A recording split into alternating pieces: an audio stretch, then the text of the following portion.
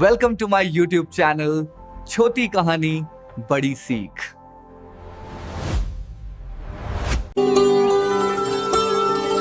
गांव का बाजार दिन।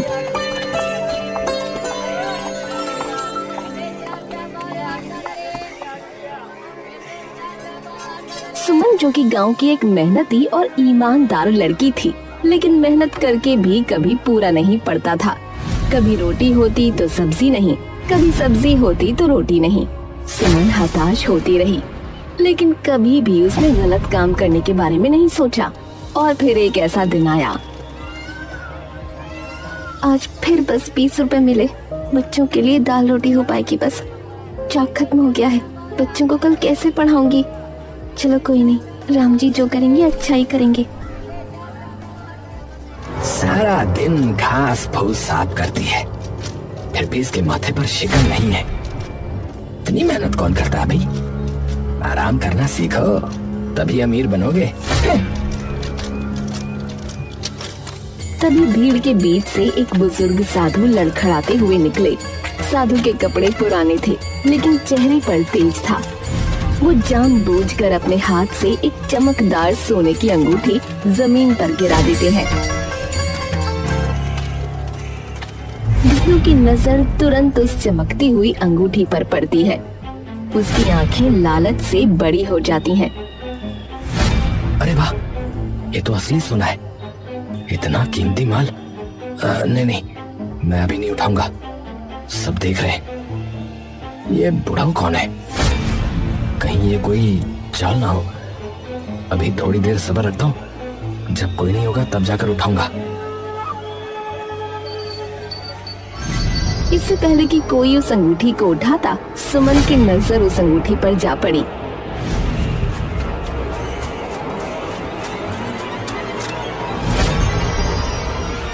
इस अंगूठी से तो बच्चों की फीस भर सकती हूँ, पर नहीं, ये मेरी कमाई नहीं है। सुमन तुरंत बिना किसी लालच के साधु की तरफ भागती है। बाबा, बाबा जरा रुकिए।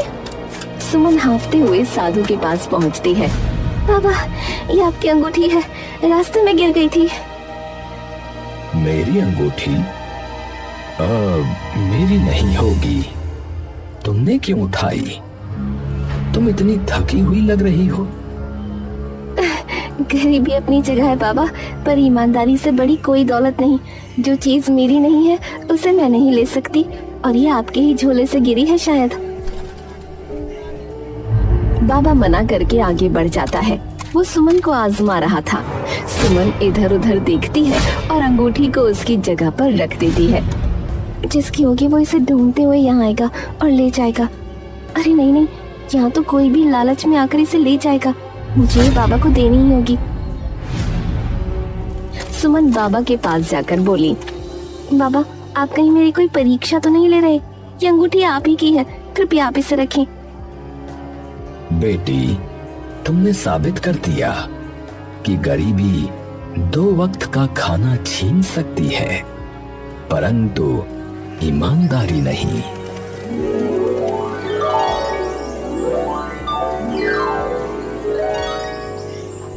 बेवकूफ, मौका हाथ से निकल गया।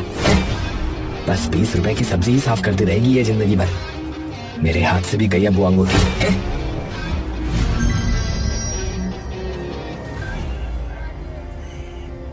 बेटी, तुमने मेरी ये परीक्षा उत्तीर्ण कर ली।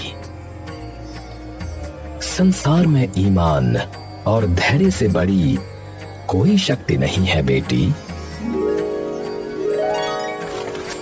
ये लो, ये कोई साधारण वस्तु नहीं है। ये तुम्हारी ईमानदारी और परिश्रम का सच्चा मित्र है। इसे सदैव संभाल कर रखना। पर बाबा, इसकी क्या जरूरत है? मैंने तो बस वही किया जो सही था। जब तुम इस पर्स में परिश्रम से कमाए हुए थोड़े से पैसे डालोगी, तो ये तुम्हें उस नेक कमाई का सही पुरस्कार देगा। परंतु एक बात सदैव याद रखना, इसकी जादुई ताकत सिर्फ नेकी के कार्य और जरूरतमंदों की सहायता के लिए है। इसे कभी भी लालच में प्रयोग मत करना। साधु मुस्कुराते हैं और तेजी से भीड़ में ओझल हो जाते हैं। धीरू आंखें फाड़ कर ये सब देखता है। उसके चेहरे पर लालच की हंसी आ जाती है। ईमानदारी का दोस्त। ये बुढ़ाऊ इस गरीबन को कोई खजाने की चाबी दे गया लगता है। ये पर्स इसके पास नहीं, मेरे पास होना चाहिए। मैं देखूंगा इसमें क्या चमत्कार है। धीरू गुस्से से अपनी दाढ़ी सहलाता है। सुमन पर्स को कसकर पकड़ती है। वो साधु की बातों के बारे में सोचती है। उसे अभी भी यकीन नहीं हो रहा था कि ये पर्स कोई जादुई चीज है। बाबा ने कहा था मेहनत का दोस्त, पता नहीं ये क्या है, पर बाबा का आशीर्वाद है। सुमन पर्स को लेकर अपनी झोपड़ी की तरफ चलना शुरू करती है। चलते चलते भी वो पर्स को बार बार पलट कर देखती है। अभी ये गरीब घर को जा रही है। मैं रात का इंतजार करूंगा, फिर ये जादुई पर्स मेरा होगा। धीरू एक खतरनाक मुस्कान देता है। अगला दिन सुमन की झोपड़ी। सुमन सुबह उठती है। वो उत्साहित होकर पर्स उठाती है और खोलती है।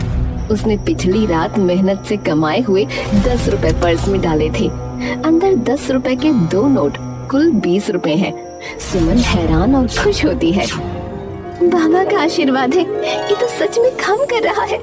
सुमन बाजार जाती है और उन 20 रुपयों से बच्चों के लिए ज्यादा चाक और कुछ पुरानी स्लेटें खरीदती है। सुमन बच्चों को स्लेटें बांट रही है। धीरू अपनी दुकान से गुस्से में ये सब देखता है।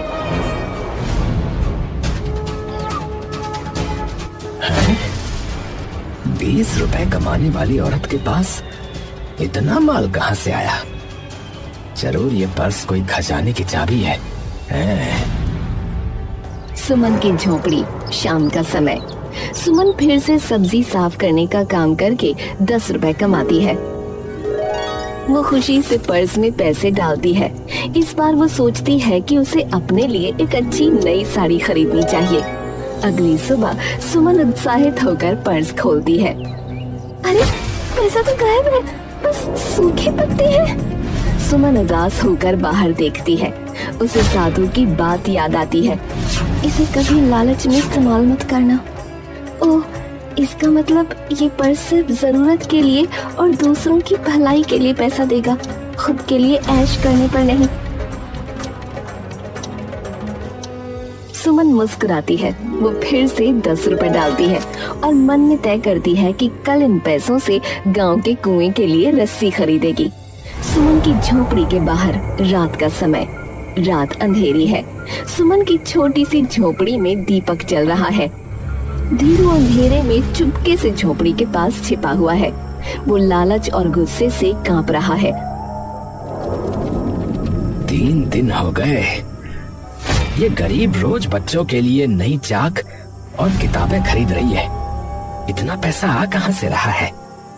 जरूर वो फटा हुआ पर्स ही जादू कर रहा है। आज रात मैं इस राज का पता लगा के रहूंगा। हाँ। धीरू झाड़ियों के पीछे से सुमन को देखता है। आज 30 रुपए की कमाई हुई, इसे कुएं की रस्सी के लिए डाल देती हूँ, बहुत पुरानी हो गई है। सुमन मेहनत से कमाए हुए 30 रुपए पर्स में डालती है और उसे संभालकर चटाई के नीचे रखती है।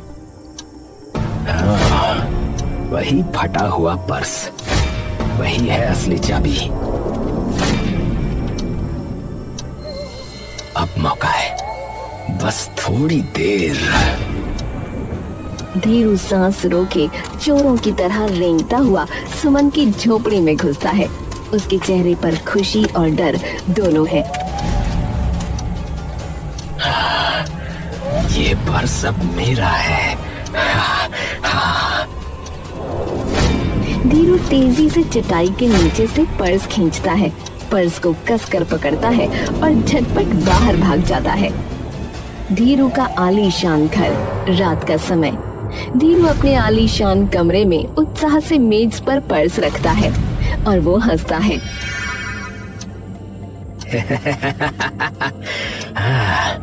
ये फटा हुआ पर्स अब मुझे गांव का सबसे अमीर आदमी बनाएगा। वो तुरंत अपनी तिजोरी खोलता है। तिजोरी में काला धन रखा है, किसी गरीब की जमीन कब्जा करके कमाया हुआ। 10 रुपए का क्या फायदा, मैं सीधे 10,000 डालूंगा। ये पर्स तो लाखों करेगा, लाखों। धीरू बड़ी रकम को जबरदस्ती पर्स में ठूंस देता है। पर्स फटने लगता है, लेकिन वो परवाह नहीं करता। कल सुबह मैं करोड़पति बनूंगा। धीरू पर्स को तकिए के नीचे रखता है और बड़े बड़े सपने देखता हुआ सो जाता है। धीरू नींद से जागता है। उसकी आंखों में करोड़पति बनने की चमक है। वो जल्दी से तकिए के नीचे से जादुई पर्स निकालता है। आखिरकार 10,000 के 20,000, 10 गुना भी हो गया तो 1 लाख। मैं गांव का सबसे बड़ा सेठ बनूंगा। पर्स में 10,000 की रकम नहीं है। धीरू चौंक जाता है। उसके चेहरे का रंग उड़ जाता है। अरे ये क्या, कहाँ गया पैसा? पैसा कहाँ गया? कचरा, अरे ये कूड़ा करकट कहाँ से आया? मेरा पैसा कहाँ है? धीरू पागलों की तरह पर्स को फाड़ कर देखता है। जरूर सुमन ने कोई जादू किया होगा। ये बुढ़ा साधु कोई चोर था, ऐसा ही कुछ था। वो जमीन पर बिखरे पत्तों को पांव से कुचलता है। सुमन की बात उसे याद आती है। साधु ने कहा था ईमानदारी का दोस्त, और सुमन ने एक बार कहा था कि लालच में इसका प्रयोग करने पर पैसा गायब हो जाता है। धीरू का दिमाग अब तेजी से चलता है। हाँ, तो ये पर्स चोरी का पैसा नहीं लेगा। हाँ, ये केवल नेक कमाई और नेकी से बढ़ाएगा। अगर मैं अच्छे काम करने का ढोंग करूं तो, अगर मैं दिखावा करूं कि मैं अच्छा हूं तो,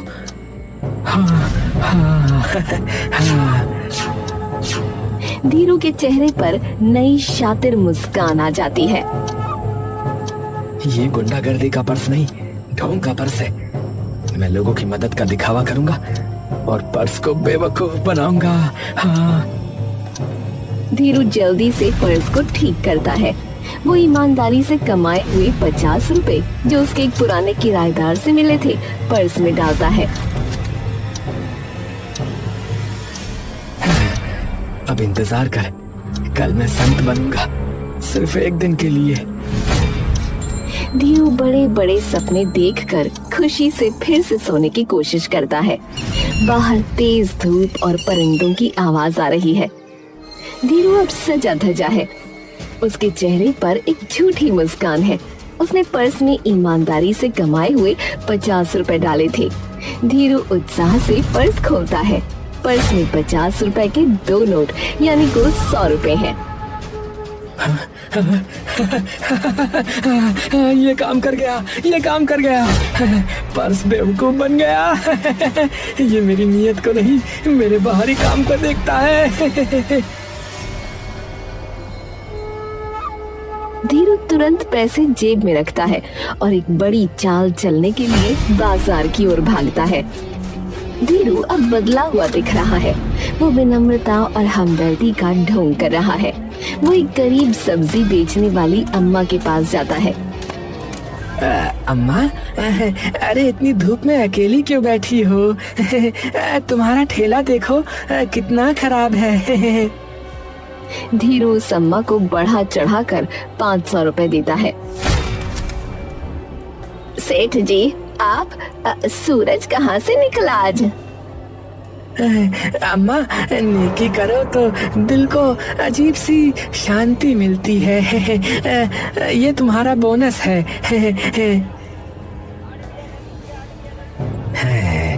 अब मेरा पर्स इसे लाखों में बदलेगा।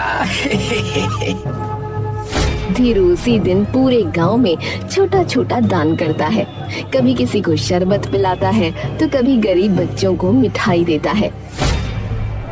सुमन, देखो, नेकी ऐसे करते हैं। हाँ, सिर्फ किताबें खरीदने से काम नहीं चलता है। सुमन हैरान होकर धीरू को देखती है। उसे शक होता है। धीरू थका हुआ है पर खुश है। उसने लाखों की एक्टिंग की है। धीरू पर्स में बड़ी रकम डालता है।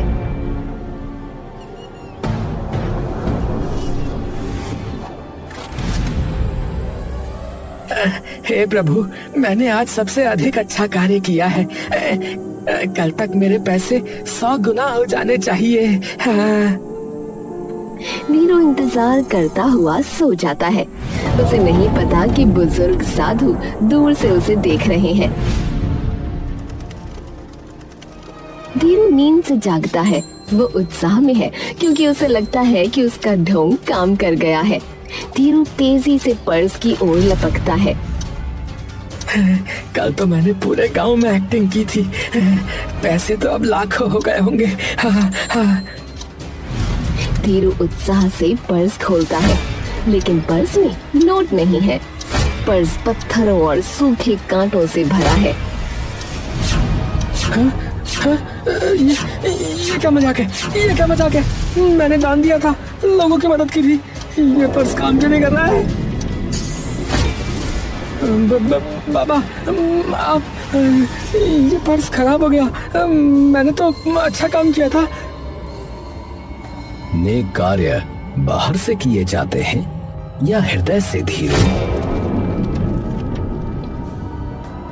जब तुम उस अम्मा को पैसे दे रहे थे तो तुम्हारे मन में क्या चल रहा था? मदद का भाव था। नहीं, तुम्हारे मन में था ये बुढ़िया मेरे लाखों बनाएगी। तुमने सहायता का मात्र दिखावा किया। इस जादुई पर्स को बाहरी ढोंग नहीं, अंदर की नीयत चाहिए। ये मात्र सच्चे हृदय से कमाए और खर्च किए पैसे को बढ़ाता है। मुझे क्षमा कर दीजिए बाबा, मेरा लालच बहुत बढ़ गया था। लालच इंसान को अकेला और असफल बनाता है धीरू। गांव वालों, ये जादुई पर्स सुमन की ईमानदारी और उसके धैर्य का पुरस्कार था। इसने सिर्फ सच्चे हृदय से की गई नेकी को बढ़ाया। धीरू ने इसका मात्र दिखावा किया, इसलिए पर्स ने उसे मात्र पत्थर दिए। मैं माफी मांगता हूँ सुमन, मैंने लालच में तुम्हारा पर्स चुराया और नेकी का ढोंग किया। मैंने सोचा था कि मैं इस जादुई पर्स को बेवकूफ बना सकता हूँ, पर पर्स ने मेरी बुरी नीयत को पहचान लिया।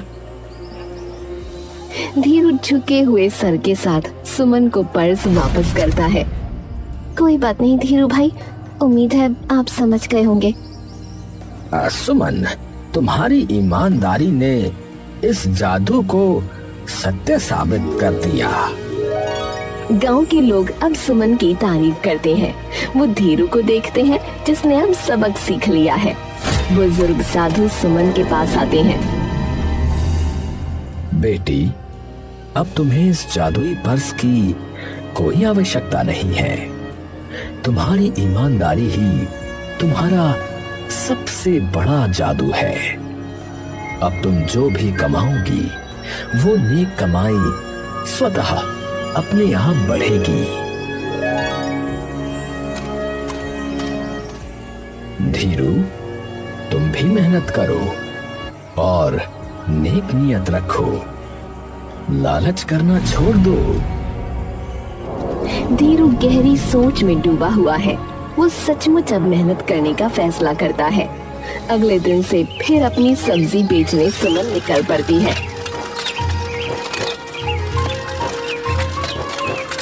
और अब की बार उसके पास ग्राहकों का जमावड़ा लगने लगता है। तेरे घर देर है प्रभु, अंधेर नहीं। अब मैं क्लियरली बोल रहा हूँ, चैनल को सब्सक्राइब करें। चैनल का नाम है छोटी कहानी बड़ी सीख। लाइक कीजिए, सब्सक्राइब और कमेंट भी कीजिए। धन्यवाद।